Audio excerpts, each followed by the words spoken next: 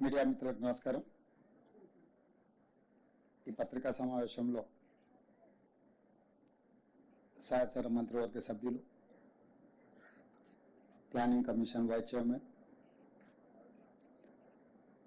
సింగరేణి సంస్థకు సంబంధించిన అధికారులు, సింగరేణి సంస్థకు సంబంధించిన కార్మిక సంఘాల నాయకులు ఈ పత్రికా సమావేశంలో పాల్గొనడం జరిగింది. అత్యవసరంగా మంత్రివర్గ సమావేశానికంటే ముందే ఈ పత్రికా సమావేశాన్ని ఏర్పాటు చేసి నాడు తెలంగాణ రాష్ట్ర సాధన ప్రక్రియలో అగ్రభాగాన నిలబడి తెలంగాణ ఉద్యమాన్ని పతాక స్థాయికి తీసుకెళ్లింది సింగరేణి గని కార్మికులు. సింగరేణి గని కార్మికుల యొక్క శ్రమ, వాళ్ళ పోరాట పటిమ తెలంగాణ రాష్ట్ర సాధనలో అత్యంత క్రియాశీలకమైన ప్రత్యేకమైన పాత్ర పోషించడం జరిగింది. అలాంటి సింగరేణి సంస్థ గత సంవత్సరం మొత్తం సంస్థ యొక్క ఉత్పత్తులు, వ్యాపారానికి సంబంధించి వాళ్ళు పొందిన లాభాలు, దానికి సంబంధించి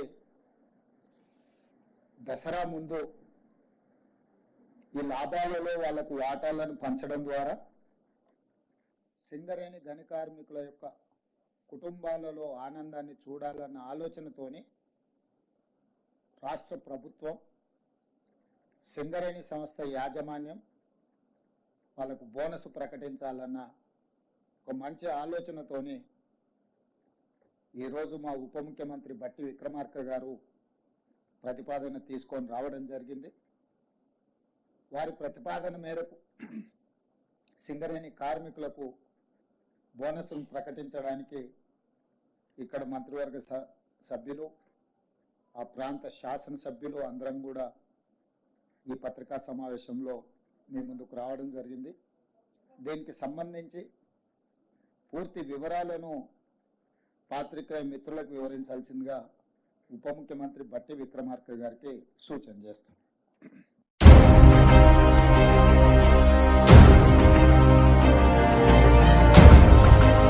हैदराबाद वॉइस, आपकी आवाज।